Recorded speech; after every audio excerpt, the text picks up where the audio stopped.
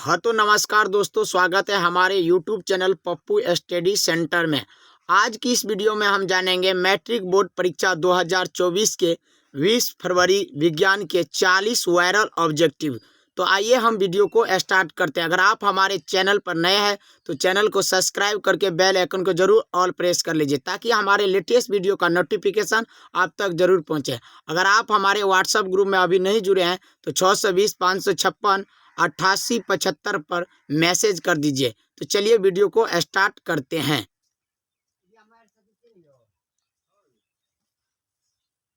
तो आइए हम फर्स्ट क्वेश्चन को देखते हैं।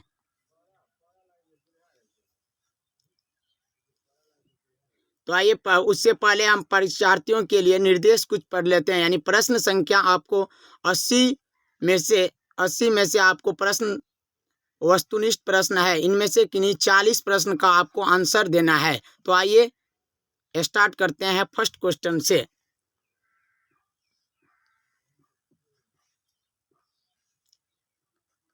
पहला क्वेश्चन है, पौधे में जनन अंग कहाँ पाए जाते हैं? आपको ऑप्शन दिया है जड़ में या पुष्प में या तना में या फल में। तो पौधों में जनन अंग कहाँ पाए जाते हैं? तो ऑप्शन नंबर बी हो जाएंगे पुष्प में। तो आइए अगला प्रश्न को देखते हैं।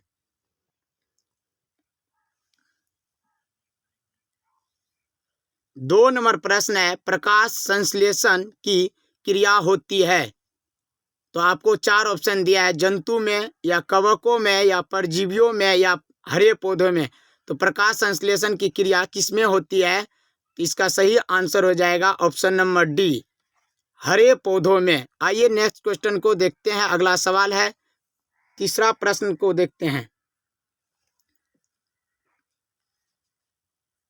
प्रकाश संश्लेषण क्रिया में ऑक्सीजन किससे बाहर निकलता है? जल से या ग्लूकोज से या CO2 से? तो इसका सही आंसर जो हो जाएगा, प्रकाश संश्लेषण में क्रिया ऑक्सीजन से किससे बाहर निकलता है? तो ऑप्शन नंबर सी याद रखिएगा, ग्लूकोज यानी CO2 से। आइए अगला क्वेश्चन को देखते हैं। चौथा प्रश्न है, जठर ग्रंथियां कहाँ पाई जाती है? आपको 4 ऑप्शन दिया है, यकृत में या आमाशय में या अग्नाशय में या मुंह में। किसमें पाए जाते हैं जठर ग्रंथियां कहाँ पाई जाती है? तो आप लोग याद रखिएगा ऑप्शन नंबर ए, यकृत में। तो चलिए अगला प्रश्न को देखते हैं। 5 नंबर प्रश्न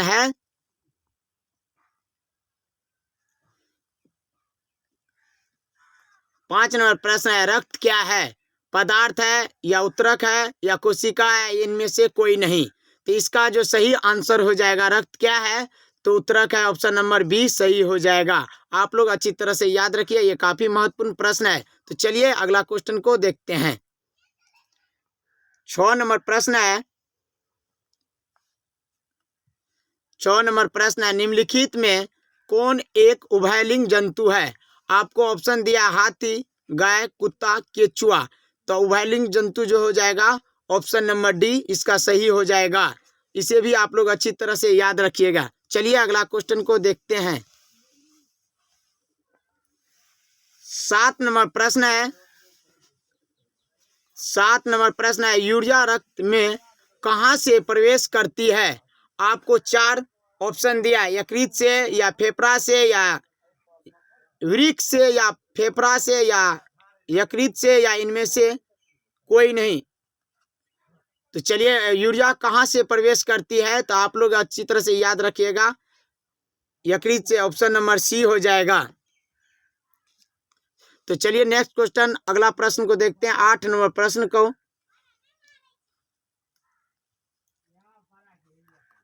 मानव मादा में अंडाणु निषेचन होता है, गर्भाशय में या अग्नाशय में या योनि में या फ्लोपिन नलिका में।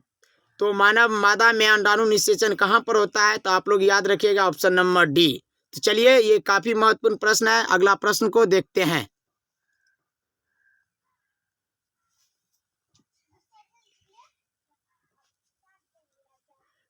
फूल का कौन सा भाग फल में बदलता है? आपको ऑप्शन दिया है पुंकेसर या स्त्री केसर या अंडाशय या बीज। तो आप लोग अच्छी याद रखिएगा, यानी ऑप्शन नंबर सी सही हो जाएगा अंडाशय में। तो चलिए अगला क्वेश्चन को देखते हैं।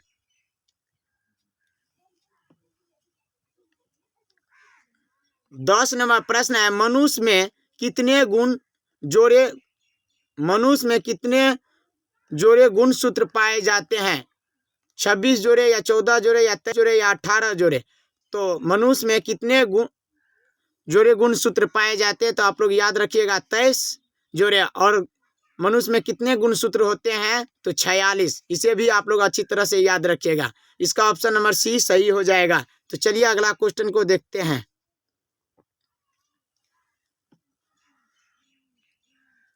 11 नंबर प्रश्न है, स्त्रियों में कौन सा लिंग गुणसूत्र होते हैं?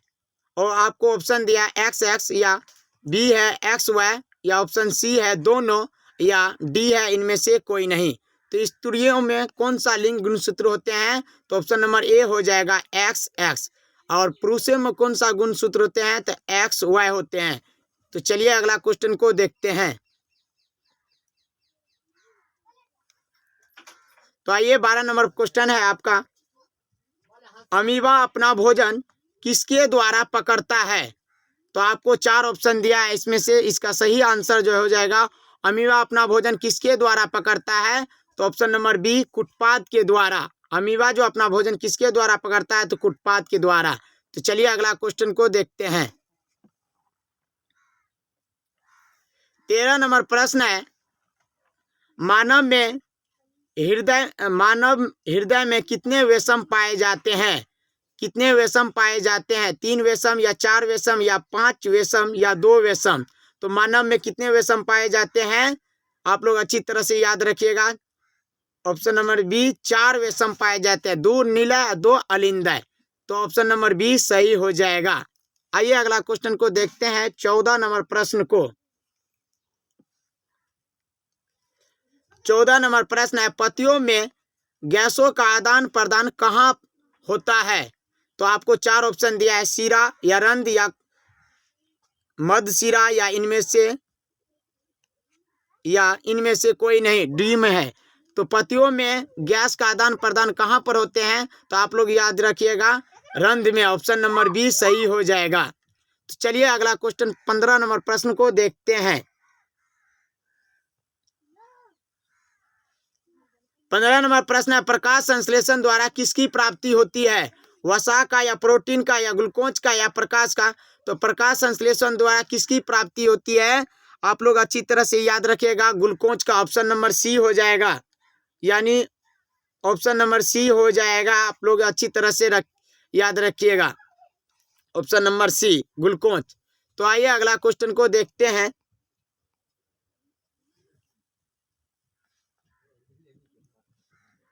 16 नंबर प्रश्न है, आरबीसी की जीवन अवधि कितनी होती है?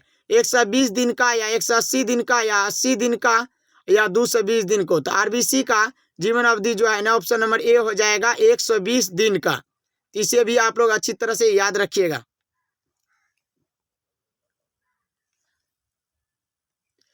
अगला प्रश्न को देखते हैं, 17 नंबर, क्लोरोफिल का वर्णक का रंग कैसा होता है?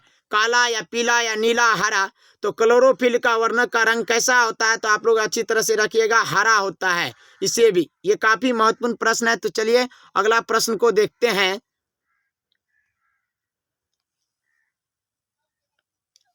18 नंबर प्रश्न है, 18 नंबर प्रश्न है, भोजन को पचाना किस प्रकार की अभिक्रिया है? आपको ऑप्शन दिया है, उपचयन, संयोजन, अपचयन या विस्थापन। तो भोजन का पचाना किस प्रकार की अभिक्रिया है? तो आप लोग अच्छी तरह से याद रखिएगा, ऑप्शन नंबर ए उपचयन है, यानी ऑप्शन नंबर ए सही हो जाएगा। इसे भी आप लोग अच्छी तरह से याद रखिएगा। चलिए तो अगला क्वेश्चन को देखते हैं। 19 नंबर प्रश्न है, काफी महत्वपूर्ण प्रश्न है, प्रकाश के परावर्तन के कितने नियम होते हैं? तो आप लोग यानी 1 या 2 या 3 या 4, आपको 4 ऑप्शन दिया रहेगा। प्रकाश के परावर्तन के कितने नियम होते हैं? तो आप लोग याद रखिएगा 2 नियम होते हैं, डी ऑप्शन नंबर बी सही हो जाएगा। तो आइए अगला प्रश्न को देखते हैं। 20 नंबर प्रश्न है, लोहे की परमाणु परमाणु संख्या है, यानी 23 या 26 या 25 या 24। तो लोहे की परमाणु संख्या कितना होती है? तो आप लोग अच्छी तरह से याद रखिएगा, 26 होते हैं। ऑप्शन नंबर बी सही हो जाएगा। तो आइए अगला क्वेश्चन को देखते हैं। 21 नंबर प्रश्न है। 21 नंबर प्रश्न है, निम्न में से किस दर्पण की फोकस दूरी धनात्मक होती है? धनात्मक होती है। ऑप्शन नंबर ए है उत्तल दर्पण, ऑप्शन बी है अवतल दर्पण, ऑप्शन सी है समतल दर्पण, ऑप्शन डी है इनमें से कोई नहीं। तो इसका जो है निम्न में से किस दर्पण का फोकस धनात्मक होता है? तो आप लोग याद रखिएगा ऑप्शन नंबर ए उत्तल दर्पण, यानी उत्तल दर्पण हो जाएंगे ऑप्शन नंबर बी। और ऋणात्मक किसमें होते हैं? तो अवतल दर्पण में। आप लोग इसे भी अच्छी तरह से याद रखिएगा। अगला क्वेश्चन 22 नंबर प्रश्न को देखते हैं।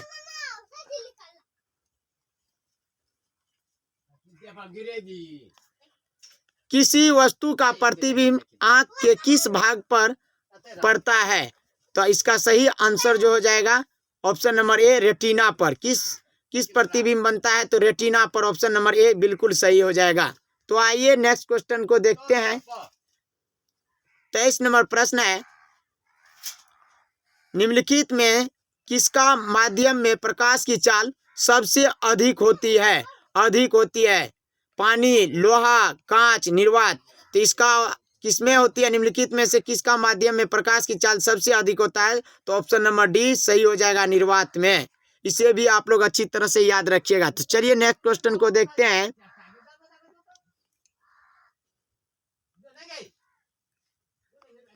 24 दूर दृष्टि वाला नेत्र साफ साफ क्या देख सकता है? निकट की वस्तु को या दूर की वस्तु को या केवल छोटी वस्तु को या केवल बड़ी बड़ी वस्तु को? यानी दूर दृष्टि वाला नेत्र साफ देख सकता है। इसे भी आप लोग याद रखिएगा ऑप्शन नंबर बी दूर की वस्तु को। तो चलिए अगला क्वेश्चन को देखते हैं। 25 नंबर,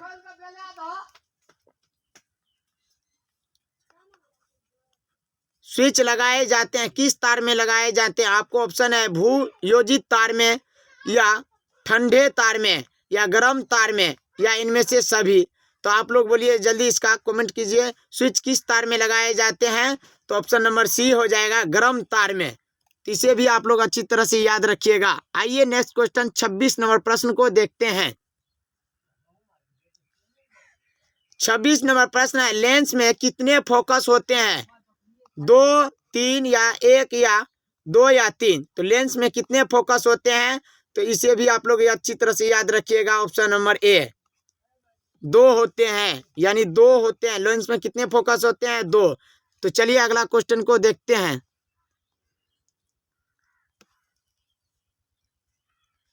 27 नंबर प्रश्न है, प्रकाश गमन करता है सीधी रेखा में या तिरछी रेखा में या टेढ़ी रेखा में, या इनमें से कोई नहीं? तो प्रकाश जो है गमन किस रेखा में करती है? तो आप लोग याद रखिएगा सीधी रेखा में। सीधी रेखा, यानी ऑप्शन नंबर ए बिल्कुल सही हो जाएगा। तो आइए अगला क्वेश्चन को देखते हैं। 28 नंबर प्रश्न है। 28 नंबर प्रश्न है, हीरे का अपवर्तनांक कितना होते हैं? 1.42 या 1.32 या 2.24 या 2.42? तो हीरे का अपवर्तनांक कितने होते हैं? तो ऑप्शन नंबर डी सही हो जाएगा, 2.42 होते हैं। तो चलिए अगला क्वेश्चन को देखते हैं। अगला क्वेश्चन है, विद्युत शक्ति का एसआई मात्रा क्या होता है? न्यूटन या वाल्ट या वाट या जूल? तो विद्युत शक्ति का एसआई मात्रा क्या होता है?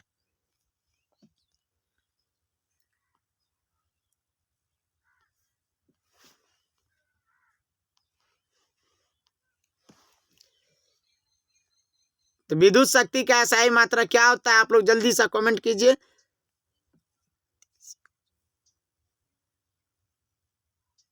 ऑप्शन नंबर सी हो जाएगा, वाट होते हैं। विद्युत शक्ति का एसआई मात्रा क्या होते हैं? Option number C. तो चलिए नेक्स्ट क्वेश्चन को देखते हैं।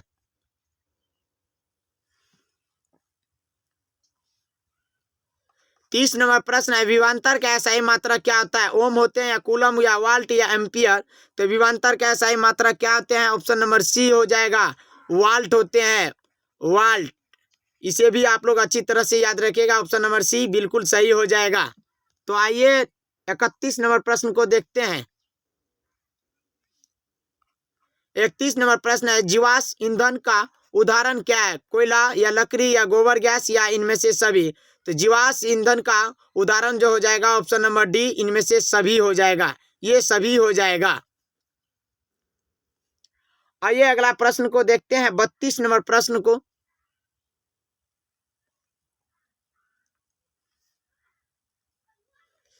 बत्तीस नंबर प्रश्न है, डीजल का उपयोग होता है भारी वाहनों में या रेल का इंजनों में या विद्युत उत्पादन में या इनमें से सभी?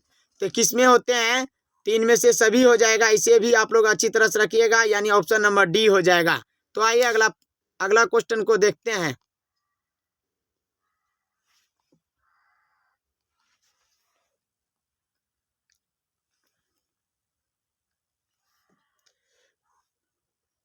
तैतीस नंबर प्रश्न है, साग सब्जियों को घटित होकर कंपोस्ट बनाना किस अभिक्रिया का उदाहरण है? उष्माशोषी या उष्माक्षेपी या उभयगामी या प्रतिस्थापन? तो साग सब्जी को विघटित होकर कंपोस्ट बनाना किस अभिक्रिया का उदाहरण है? तो आप लोग याद रखिएगा, ऑप्शन नंबर ए, उष्माशोषी।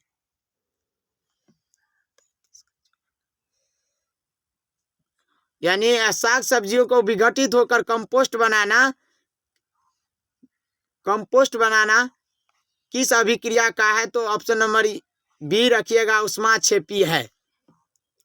आइए नेक्स्ट क्वेश्चन 34 नंबर प्रश्न को देखते हैं। 34 नंबर प्रश्न है, किसी भी उदासीन विलयन का पीएच मान कितना होता है? 5 होता है या 7 होता है या 14 या 0? तो ऑप्शन नंबर इसका जो है ना बी हो जाएगा, उदासीन का 7 होते हैं। तो आइए अगला प्रश्न को देखते हैं।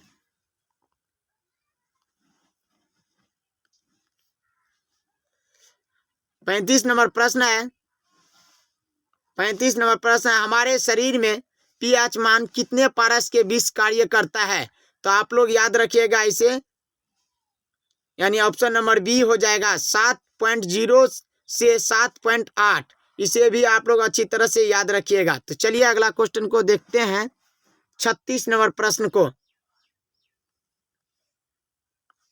36 नंबर प्रश्न है, शुद्ध जल का पीएच मान क्या होगा? 6 होगा या 7 या 8 या 9? तो शुद्ध जल का क्या हो जाएगा?